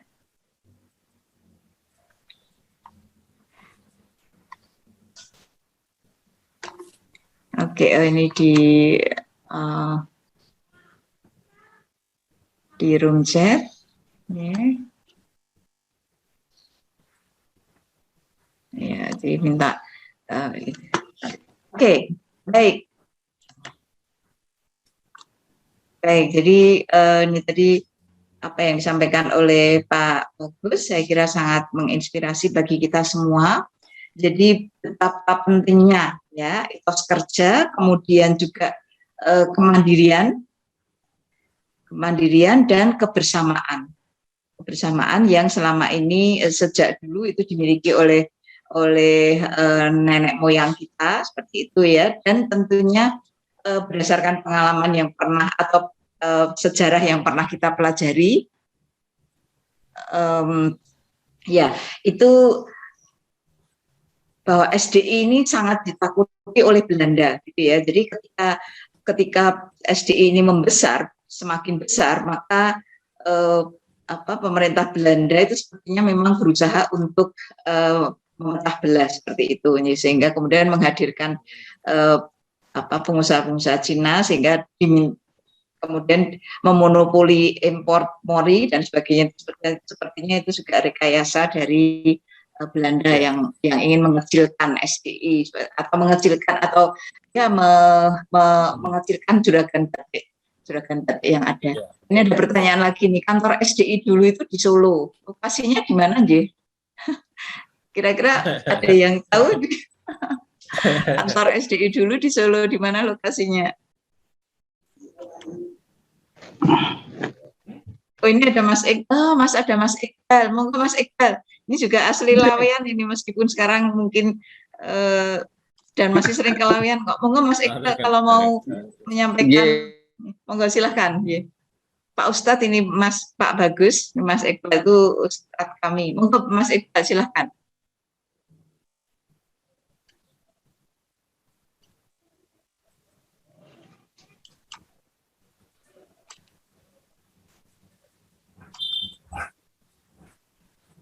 Ini ada juga yang di room chat dari Pak Tejo. Saya bacakan dulu nih sambil menunggu Mas Iqbal. Di Solo juga berkembang perusahaan batik oleh para encik. Misal di kawasan Pasar Kliwon. Jadi encik ini kelompok komunitas Arab ya, kita sebut encik. Di kawasan Pasar Kliwon, bagaimana tanggapan Pak Bagus tentang kelompok pengusaha batik di Pasar Kliwon ini? Monggo Pak Bagus. Saya kembali pada data sejarah yang tadi saya sampaikan, bahwa tahun 1930 itu mayoritas pengusaha batik berada di Laweyan, sekitar 85%. Yang encik itu sekitar ya 30-an pengusaha. Ya memang mereka eksis, tetapi tidaklah sebesar para pedagang Laweyan. Ya karena mereka bukan penduduk asli ya, mereka pendatang atau keturunan dari bangsa Arab ya, encik ya. Dan tentu pangsa pasar mereka untuk kalangan mereka sendiri dan tidak banyak yang memiliki jaringan sebagaimana jaringan yang dimiliki pengusaha atau saudagar batik Laweyan. Tetapi nanti pada perkembangannya batik itu kan juga mengalami dinamikanya sendiri ya. Tapi yang saya jelaskan di sini awal abad ke-20 seiring dengan munculnya Sarekat Dagang Islam. Itu masa-masa kejayaan, kalau saya menyebutnya, masa-masa kejayaan pengusaha batik Laweyan, karena metode cap itu menjadi mereka kaya, dan kayanya melebihi para priayi yang menjadi abdi dalam keraton. Para abdi dalam keraton setelah reorganisasi tanah dan kepemilikan tanah itu diganti dengan gaji. Kalau dulu gaji para abdi dalam keraton itu kan tanah dikerjakan para petani penggarap yang ada di desa-desa. Kalau panen diserahkan ke pemiliknya, nanti bagi hasil. Tapi ketika ada reorganisasi tanah awal abad ke-20 itu, tanah-tanah ditarik, kemudian dijadikan perkebunan atau tanah-tanah itu dikembalikan ke keraton, dan gaji abdi dalam itu dalam bentuk uang. Nah ini menjadikan perubahan ekonomi yang luar biasa di kalangan para priayi, para abdi dalam keraton, sehingga mereka kesulitan untuk memenuhi gaya hidup yang leks gitu, gaya hidup yang mewah. Karena kalau dihitung gajinya itu kan sebulan sekali diberikan, ya itu kadang-kadang nggak habis. Apalagi kalau untuk kebutuhan gaya hidup untuk memperkuat simbol kebangsawanan mereka, ya mereka lama-kelamaan sumber-sumber ekonominya tidak ada. Ini berbeda dengan saudagar batik Laweyan. Saudagar batik Laweyan ini mereka mendapatkan kekayaan sebagai simbol prestasi mereka, sehingga mereka mampu menunjukkan kepada masyarakat akan identitasnya dengan sebutan mbok mase, mas nganten, mbok mase sepuh, gitu. Itu suatu penghargaan yang luar biasa. Kelas menengah yang mampu mengubah perekonomian Surakarta pada waktu itu, bahkan juga Jawa dengan produksi batik yang mampu memenuhi pasar dalam negeri ya sampai keluar Jawa pada waktu itu luar biasa gitu. Nah mungkin ini nanti kalau saya ditanyakan di mana letak kantor SDI lah, saya juga belum tahu ini karena sudah apa ini ya, landscape tata kota itu sudah berubah, jadi ya tidak tahu gitu. Tapi dulu di sini ya, pusatnya di sini. Ya memang sesungguhnya bisa sebenarnya untuk dicari gitu. Cuma tempatnya di mana? Mungkin bangunannya sudah beralih fungsi ya, mungkin beralih fungsi jadi bangunan apa kan jadi agak susah. Ini kalau letaknya mungkin bisa, letaknya bisa. Tapi kalau persisnya sekarang di mana lah ini perlu kajian, perlu kajian ulang gitu. Ya. Yeah. Ini sepertinya Pak Ahmad Raharjo sudah siap untuk memberikan pengalaman pribadinya barangkali atau mungkin ingin menanyakan sesuatu kepada Pak Bagus. Monggo silahkan Pak Ahmad Raharjo. Jadi sudah on cam ya. Monggo Pak Ahmad Raharjo. Iya, terima kasih. Assalamualaikum warahmatullahi wabarakatuh. Waalaikumsalam warahmatullahi wabarakatuh. Waalaikumsalam. Ibu Yuliani Prasetyaningrum sebagai moderator, Bapak M. Bagus Alam yang banyak memberikan informasi mengenai Serikat Dagang Islam di Laweyan ya. Ya, kami latar belakang juga keluarga pengusaha batik yang mana dalam usaha tersebut juga terangkum dalam koperasi berada di daerah Kecamatan Pasar Kliwon atau wilayah Surakarta Timur. Koperasi tersebut namanya Koperasi Pembatikan Nasional. Nah, ini saya menyampaikan informasi demikian. Ya, nah ini kaitan dengan sejarah Serikat Dagang Islam tadi.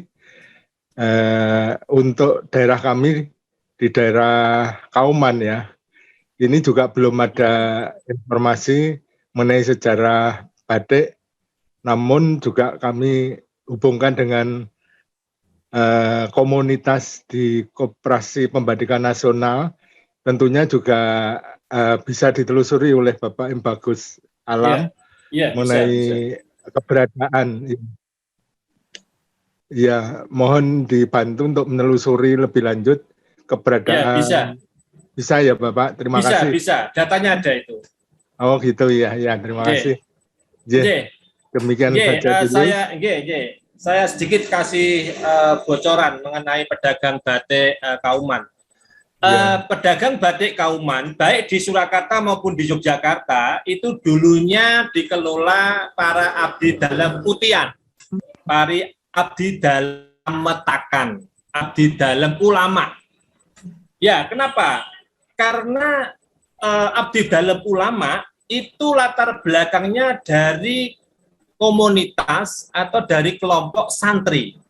Menurut teorinya Goethe dalam bukunya Religion of Java, masyarakat Jawa pada waktu itu bisa dibagi 3, walaupun teori ini sudah dimentahkan, sudah dipatahkan ya, karena tidak relevan. Tetapi tetap saya sangat masih menggunakan 3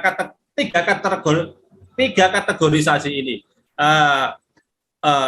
priayi, santri, abangan. Nah, santri itu umumnya mereka memiliki mentalitas dagang, dan mentalitas dagang itu yang menjadikan mereka lebih survive untuk mengembangkan diri, tidak hanya berpangku pada hasil gaji dari jabatan abdi dalam, khususnya istri-istri mereka itu ternyata memiliki entrepreneur, membuat usaha. Usaha apa yang paling memungkinkan bisa diproduksi para istri-istri abdi dalam santri? Ya dagang.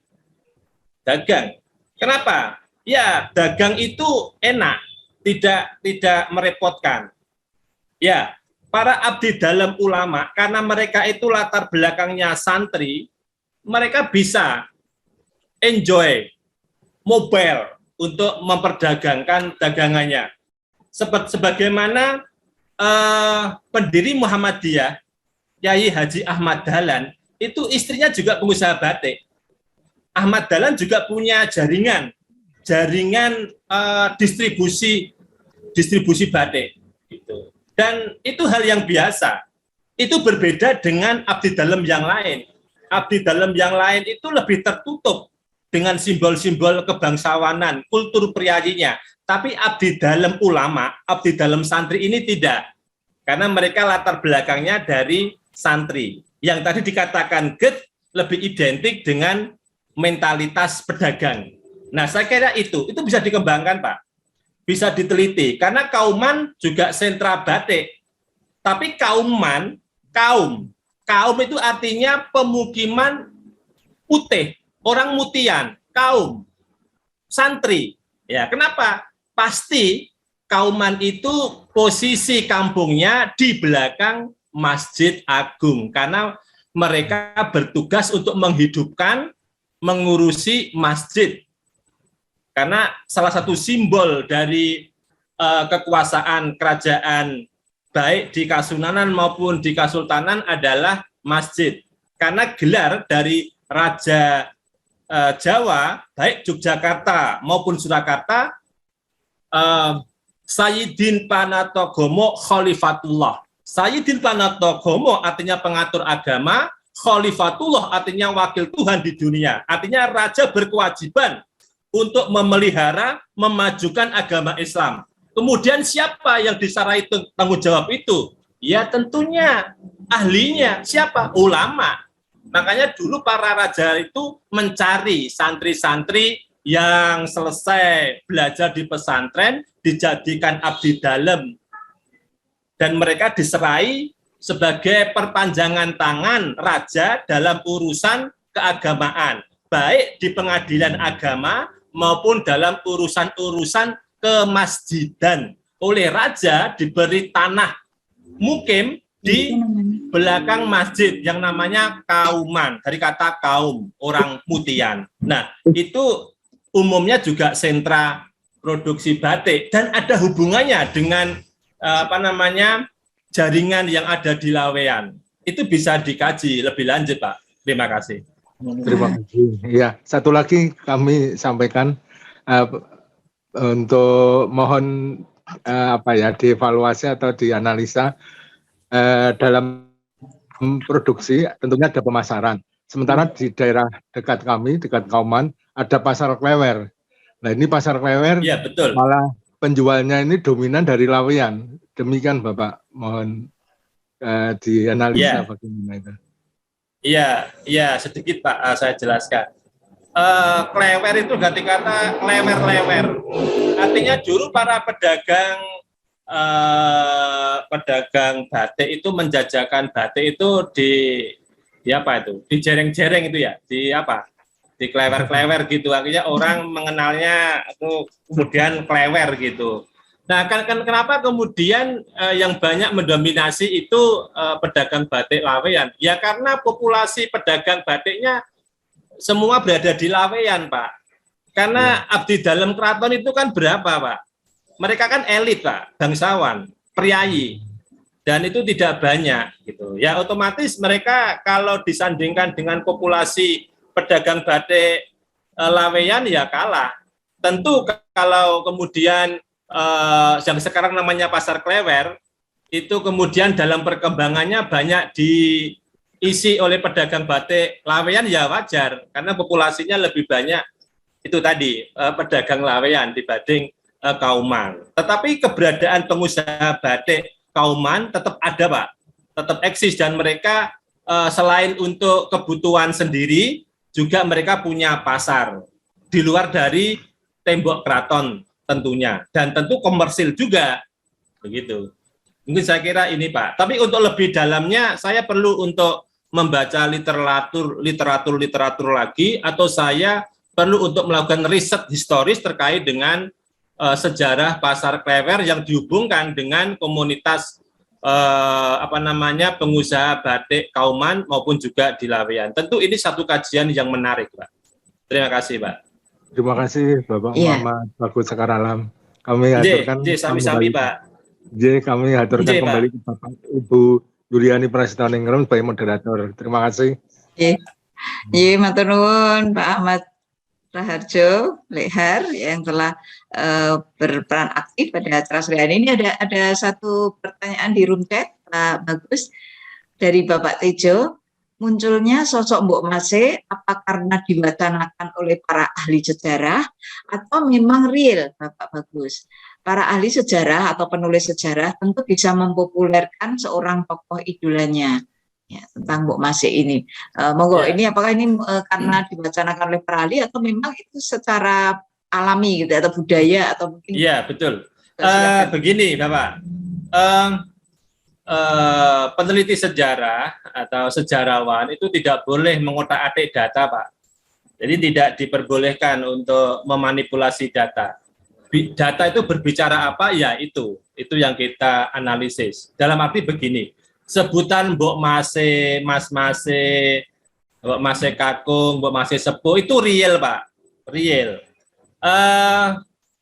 Saya ini masih keturunan pengrajin batik di daerah Bekunang, karena asli saya itu Bekunang dan simbah saya itu dulu juga pengusaha batik yang mempunyai link dengan pengusaha batik Lawean.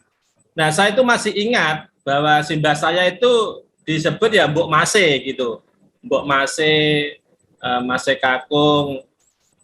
Nah, itu saya masih merasakan itu para pegawai batik itu kan banyak. Nah, mereka itu kalau menyebutnya tidak namanya, tapi sebutan gelar yang sudah mapan di kalangan pengusaha batik. Yaitu tadi Mbok Masih, Mas Masih gitu. Bahkan keluarga besar saya itu juga masih ada disebut demikian pada waktu itu, tetapi ya sekarang sudah tidak lagi seiring dengan pamor di Bekunang itu yang sudah hilang pengrajin batik ya. Nah, solidaritas pengusaha batik, para batik di Surakarta itu dan juga di Indonesia ya kita bisa melihat dari dulu kemegahan namanya Batari ya. Batari Koperasi Batik itu luar biasa. Itu menjadi pemersatu pengusaha batik pribumi yang bisa kemudian bertahan menghadapi persaingan dagang dengan pengusaha batik yang luar. Dan di Bekunang juga ada Batari itu, koperasi batik untuk sana, untuk wilayah Bekunang. Saya kira ini, Pak. Terima kasih. Oke, Mas Iqbal, monggo silakan Mas Iqbal. Mohon maaf tadi sempat terputus ada. Oh iya. Monggo Mas Iqbal silakan. Pak Bagus, terima kasih sekali atas materinya tadi. Sebenarnya sempat mau saya ingin singgung, tapi yang terakhir tadi ketika menjawab tentang kisah kauman tentang santri itu ya mudah-mudahan sudah bisa menginspirasi kita. Jadi tadi di awal-awal penjelasan kan ketika menjelaskan tentang Lawian, tentang SDI itu ya hanya dari titik tolak sosial dan budaya, kemudian ekonomi dan seterusnya. Tetapi luput tentang kenapa namanya Sarekat Dagang Islam itu, kenapa ada Islamnya itu. Di mana proses pengaruh Islam itu sesungguhnya kan gitu. Dan ini yang harusnya kan bisa dikaji kenapa kok namanya Serikat Dagang Laweyan misalnya atau Serikat Dagang Pribumi dan seterusnya. Artinya kenapa pakai Islam? Karena sepemahaman saya juga Kiai Haji Samanhudi ini ya, saya ada buku penelitian itu dulu yang ngasih Pak Haji Ahmad Sulaiman, memang sangat literasi tentang itu memang sangat sedikit. Tetapi yang menarik bagi saya adalah ketika dia naik haji dalam usia yang masih sangat muda gitu lah. Bisa jadi memang konsep gerakan pan-islamismenya itu bisa hadir di sana sehingga semangat terhadap kebersamaan, gotong royong dan seterusnya itu ya bisa jadi lebih dipengaruhi itu. Tetapi ini kan seringkali tidak tersorot gitu. Jadi ya artinya ada korelasi yang mudah-mudahan bisa jenengan dalami dan ya bagaimana kita bisa lebih dapatkan informasi itu lebih lengkap tentang Islamnya Samanhudi, Islamnya para pengusaha-pengusaha saat itu. Terima kasih Pak Bagus atas ilmunya. Assalamualaikum warahmatullahi wabarakatuh. Ini hanya ini tadi Mas Iqbal hanya satu statement satu pernyataan bukan satu pertanyaan ya. Tapi sedikit tadi sudah saya singgung ya, kenapa harus menambahkan Islam? Ya, struktur sosial masyarakat Surakarta dan juga masyarakat Jawa oleh pemerintah kolonial Belanda itu kan 3. Pertama, kelas sosial orang Belanda, kemudian Asia asing. Ini nanti ada Ence, ada Cina, ada macam-macam gitu ya yang dari Asia asing. Yang ketiga itu pribumi. Nah, pribumi itu identik dengan Islam. Apakah dia itu Islam santri atau Islam abangan atau garingan tidak menjadi persoalan. Kalau kita bertanya kepada masyarakat awam, mereka menyebutnya ya Islam gitu. Masalah nanti apa mereka melaksanakan rukun Islam secara utuh tidak begitu ditekankan. Nah, sehingga menyebut nama Islam itu sebagai pemersatu, Pak. Sebagai pemersatu. Bahwa ini adalah organisasi pribumi dan Islam itu sebagai pengikat solidaritas. Dengan kata Islam itulah diharapkan organisasi ini bisa tumbuh pesat dan banyak didukung oleh semua lapisan masyarakat. Apalagi keraton baik Surakarta maupun Yogyakarta adalah kerajaan Islam. Karena gelar Raja Surakarta maupun Yogyakarta itu jelas Sri Susuhunan Pakubuwono Kaping bla bla bla Sayyidin Panatogomo Khalifatullah. Itu jelas. Karena apa? Raja berkewajiban untuk mensiarkan atau mendakwahkan agama Islam di seluruh penjuru. Nah, berarti Islamisasi itu terus berjalan, Pak. Dengan menggunakan kata Islam itu sebagai identitas bahwa ini organisasi untuk semua kalangan, untuk semua lapisan. Bukan organisasinya kaum priayi seperti Budi Utomo, atau organisasi elitis seperti Indosepartit, hanya orang-orang yang terpelajar didikan barat yang mendirikan organisasi modern, tetapi dari kalangan masyarakat biasa yang diwakili oleh SDI atau kemudian jadi SI, itu sudah menunjukkan bahwa ini sebuah organisasi yang bisa mewakili seluruh lapisan masyarakat, bukan hanya kelompok-kelompok terpelajar didikan barat pada waktu itu. Saya kira itu. Tentu kalau kita menghubungkan apakah ini nanti Islam santri, apakah ini nanti Islam abangan, ya ini kan persentase kesalehan. Tapi pada waktu itu bukan yang ditekankan, bukan prioritasnya. Karena yang ditekankan bagaimana organisasi itu mewujudkan dari eksistensi masyarakat pribumi atau bumi putra yang mencakup semua lapisan masyarakat. Saya kira itu, Pak. Iya. Matur nuwun sangat responnya dari Pak Bagus atas pernyataan dari Mas Iqbal tadi. Jadi memang SDI Syarikat Dagang Islam itu berintikan pada masyarakat pribumi yang otomatis pada saat itu diidentifikasi sebagai umat Islam. Dan tentunya Pak Kiai Haji Samanhudi itu tingkat taraf keislamannya cukup tinggi ya, termasuk kelompok santri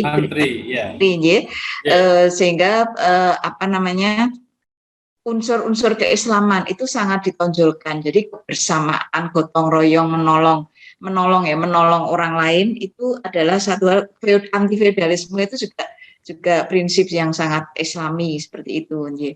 Nah, kemudian yang juga perlu kita jadikan inspirasi atau jadikan membangun kebersamaan kembali ya, seperti itu sepertinya sangat penting ya, bahwa ketika kita memunculkan atau mengidentifikasikan diri sebagai kelompok, ya mungkin sekarang disebut sebagai prinsip identitas, tapi menurut saya itu sangat penting ya. Jadi dalam rangka untuk memajukan diri kita gitu ya, untuk menggapai cita-cita, mungkin kelompok-kelompok yang beraliran sama dalam hal ini mungkin dari sisi agama gitu ya, itu akan lebih bisa menguatkan atau mungkin akan lebih mudah untuk saling menguatkan dibandingkan kalau sifatnya mungkin umum seperti itu. Ini mungkin yang muncul dalam konteks berpikir saya. Mungkin seperti itu pada saat itu memang untuk bisa menyatukan masyarakat itu tidak mudah dan memang perjuangan rakyat Indonesia di masa penjajahan itu yang paling mudah untuk bisa menyatukan adalah agama, dan itu yang sangat ditakuti oleh pemerintah Belanda seperti itu. Kalau tidak salah juga gelar haji, ya gelar haji itu kan hanya ada di Indonesia dan Malaysia, itu juga ketularan Indonesia gitu ya. Pengetahuan saya itu memang diciptakan oleh Belanda gitu ya, supaya mereka bisa mengidentifikasi, oh ini uang Islam yang harus diamati ini. Haji Samanhudi ini orang Medeni harus diamati, dia orang Islam tenanan. Iya betul. Mungkin seperti itu. Ya, terima kasih sekali atas apa yang telah tadi disampaikan oleh Pak Bagus serta respon-respon stimulasi dari teman-teman dari Bapak Ibu sekalian, ya Mas Iqbal, Lekhar, Pak Ahmad Raharjo, Pak Tejo dan yang lainnya. Berhubung sekarang sudah memasuki menit ke-18 dari jam 5 sore, jam 17. Dan sepertinya yang raise hand juga sudah tidak ada, di room chat juga sudah tidak ada. Mungkin bisa kita akhiri ya untuk kali ini pertemuan selawinan kita hari ini bulan November. Dan tadi ada permintaan dari audiens untuk mendapatkan materi PPT dari Pak Bagus. Mudah-mudahan nanti bisa di-share ke kami ya, ke Mas Arief atau ke Pak Alfam. Nanti saya ini Bu, nanti saya berikan ke Mas Bowo. Oh iya ke Mas Bowo, ya ini ada permintaan dari Mas Arief juga. Jadi sepertinya kita ingin lebih mendalami lagi, dan terima kasih sekali kepada Mas Iqbal, Muhammad Ibmawan Iqbal yang telah memberikan masukan tadi ya. Saya kira kita memang perlu untuk menghidupkan kembali bahwa kebersamaan atas nama agama, dalam hal ini adalah Islam, itu ternyata lebih cepat untuk mempersatukan kita semua gitu ya, selama kita berorientasi pada kesamaannya, jadi bukan pada khilafiyahnya ya, seperti masalah misalnya ya misalnya, jadi hal-hal yang berkaitan dengan khilafiyah itu perlu kita jauhkan, tapi kebersamaan keislamannya yang kita utamakan. Iya, setuju. Mengatakan Pak Bagus, mudah-mudahan nanti pada bulan depan di tanggal 25 Desember, insya Allah kita akan mendiskusikan lagi tentang hal-hal yang berkaitan dengan sejarah Kampung Batik Laweyan, karena memang melalui sejarah kita ingin membangkitkan kejayaan atau mengembalikan kejayaan Laweyan masa lalu, dan itu semua diawali dari adanya kebersamaan, ya, saling tolong menolong, tidak ada sistem feodalisme, jadi egaliter kita utamakan, dan tentunya kita tidak akan melanggar aturan-aturan yang ada di dalam yang ada di dalam aturan agama kita, insya Allah. Dan ini ada sedikit informasi kepada Ibu Bapak yang barangkali terlambat tadi rawuhnya. Insya Allah Pak Bagus ini, Pak Dr. Bagus akan tampil di MTA TV dalam acara Tempo Dulu dengan tema yang sama, sehingga di sini juga nanti ada 1 jam 60 menit. Ya, nanti ini harinya belum disebutkan ini. Oh, jadi dari Pak Tejo, jadi besok Pak Bagus akan tampil di MTA TV dalam acara Tempo Dulu dalam tema yang sama. Monggo silahkan menyaksikan jam berapa, Ji? Hari Jumat, besok pagi, hari Jumat tanggal 26 November pukul 9 sampai pukul 10 pagi di MTA TV. Monggo yang akan mendalami lagi materi tentang SDI, insya Allah besok akan ditampilkan melalui MTA TV, dan juga sifatnya interaktif, ya, boleh bergabung di sana melalui telepon. Ya, makatan yang bisa saya sampaikan pada acara selawinan bulan November 2021, mudah-mudahan apa yang selama lebih dari 60 menit ini kita gunakan membawa manfaat bagi kita semua dan mendapatkan ridho dari Allah Subhanahu wa taala, sehingga akan meningkatkan kebersamaan kita, meningkatkan kualitas diri kita, meningkatkan kekuatan ekonomi umat, khususnya ekonomi masyarakat khususnya, dan tentunya dengan penguatan ekonomi masyarakat dan juga kekuatan akidah di dalam masyarakat kita, maka insya Allah negara ini akan semakin maju dan berkembang dalam kondisi yang jauh lebih baik, insya Allah. Terima kasih kepada Pak Bagus serta semua audiens yang rawuh pada sore hari ini. Insya Allah setiap bulan kita akan menyelenggarakan acara webinar untuk memperingati kelahiran Kampung Batik Laweyan, yaitu di tanggal 25. Dan tentunya Pak Bagus juga kami aturi untuk selalu gabung dengan kami, sehingga pemikiran-pemikirannya bisa menambah wawasan kita, memperkaya wawasan kita, dan semua di antara kita akan semakin meningkat kompetensi-kompetensi yang kita miliki bersama. Baik, terima kasih sekali. Mohon maaf atas segala kekurangan. Sekali lagi untuk audiens yang barangkali belum sempat atau mungkin tadi terlewat ya, untuk saya minta untuk bergabung. Mohon maaf, barangkali insya Allah bulan depan kita ketemu lagi di webinar dengan acara dengan tema yang lain, meskipun kita dalam satu tema tujuannya adalah membangkitkan ekonomi umat, insya Allah. Terima kasih. Kita tutup dengan bacaan hamdalah bersama-sama. Alhamdulillahirabbil alamin. Mohon maaf atas segala kekurangan. Billahi taufiq wal hidayah. Assalamualaikum warahmatullahi wabarakatuh. Waalaikumsalam warahmatullahi wabarakatuh. Monggo. Nyuwun izin live rumiyin Bapak Ibu. Monggo Pak Bagus, terima kasih sekali. Sampai jumpa besok pagi ya di MK TV, insya Allah. Ya.